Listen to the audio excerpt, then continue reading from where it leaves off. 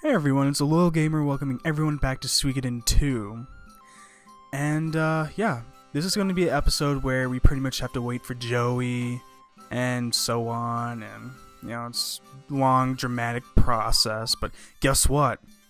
I got the, Fury Rune, that's right, I finally got it, off of the, I didn't record it, of course, because it was a pain trying to get it, but I got it, and I guess that's all that matters. Okay.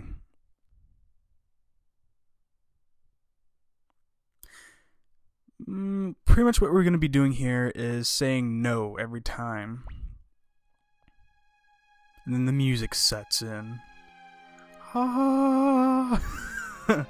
Okay, well, it's actually very good music. I mainly said no just to listen to this music, I'm not gonna lie. No.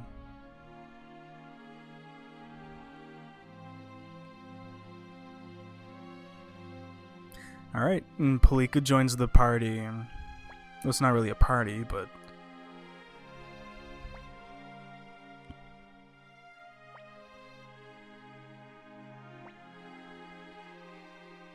Man, this is so messed up, it really is. That's right, he'll come back. But I'm not gonna give up my spot. Now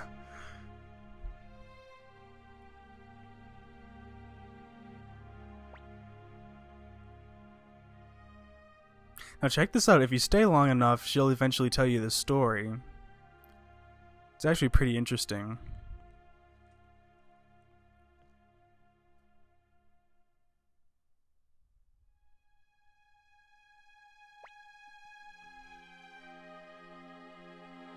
Oh, but Palika wouldn't? Come on, she's like twice as younger as Locus. I don't know about that, but, you know, based off looks, you know, I think she's more apt to catch a cold. But, alright. Aw, he cried. Well, now we all know that, he's a little sissy. Nah, not really. It's you know, he just cares about his friend, you know. But it's like a little inside story that you can unlock if you just wait. It's actually pretty nice.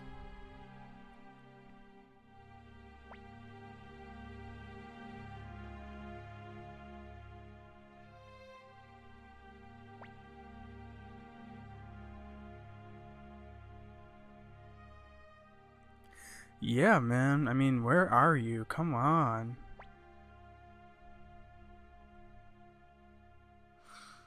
Well, where are we gonna run?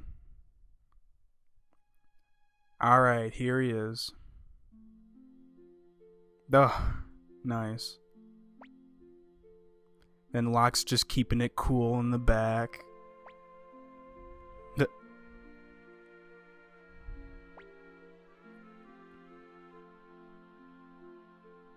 Yeah, he sure did. Welcome home.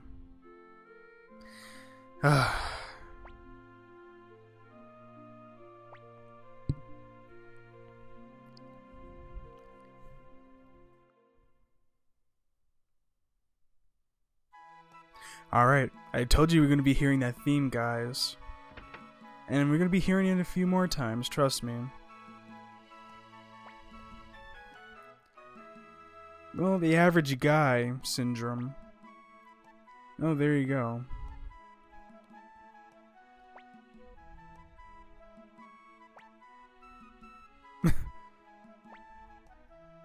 Typical.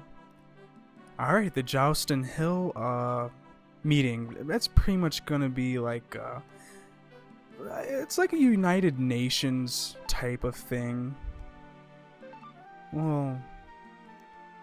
I don't know, maybe it's like our own government, it's like United States, but it's like under one country-like thing.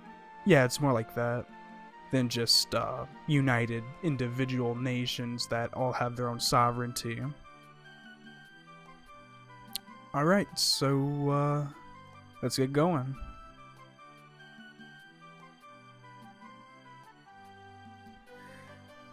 yeah, you get to meet some pretty interesting characters. So, a lot of them we're going to be meeting later on, and there are a couple of them that we're going to be recruiting later on that are Stars of Destiny. So, I'll pinpoint them.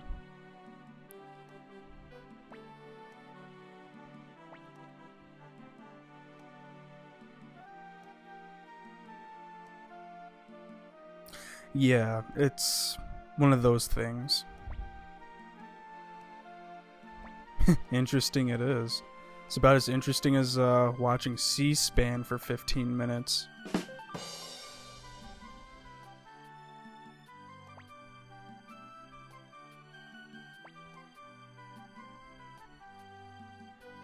Mm-hmm. Yeah, Victor, the trick. Show her the trick. Ah, Flick, you read my mind.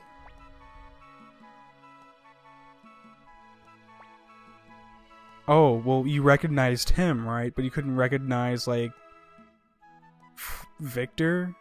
What the heck is that? Yeah, I know. I mean, come on. I mean, weird. One of those weird, awkward situations. But we got in. It's the most important thing. And now you have the circus music. I mean, the Joustin' Hill Conference music. Or probably the anthem of, the city-state. I really don't know what it is, but it sounds kind of weird. And there's Gerudo. Now, I'll introduce these two first before I go into Gerudo. Camus and Miklatov, they're actually very good characters, especially in like regular battles. Their unite is actually pretty nice, and they're both very powerful. Plus, they're like the only two characters that can equip like the strongest armor in the game, which I believe is Knight's armor. I'm not sure, don't quote me on that, but they're actually very nice to have. And Gerudo, he is in charge of the knights that are in service to the city-state, and yeah, the Matilda Knights. And Gerudo pretty much represents greed, in my opinion. I mean, just look at him. I mean, that should be a big hint right there, but yeah, you'll see later on, because the only thing he really cares about are material things. You know, he doesn't really care about the well-being of everyone else in the city-state. I don't even think he cares about his own knights half the time, but don't want to spoil too much.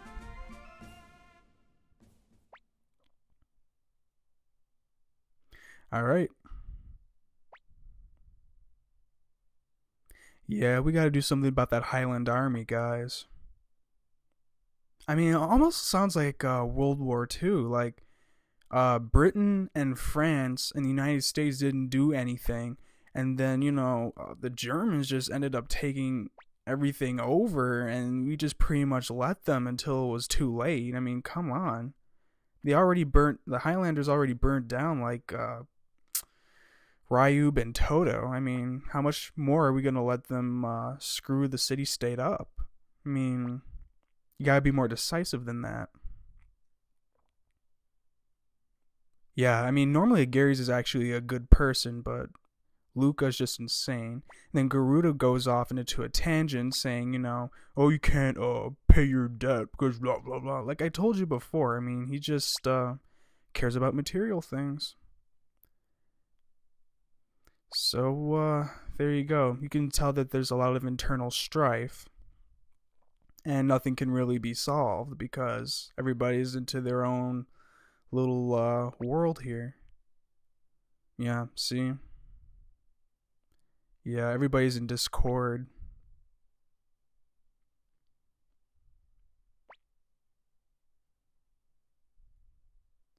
But yeah, it's almost kind of too late now. I mean, they pretty much killed off like a whole bunch of people anyway.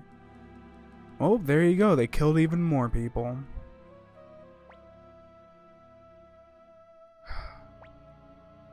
This meeting really reflects a lot of governments, I think, like governments in general. Like generally how they're just inactive because there's just so many differences and nobody can agree on anything. Because people are just so, they don't want to cooperate. They just want to, like, what's in it for me, that's what it's all about. And it's just, this mirrors that. That's why I like this game. This is Aloyalgamer signing off, and I'll see ya.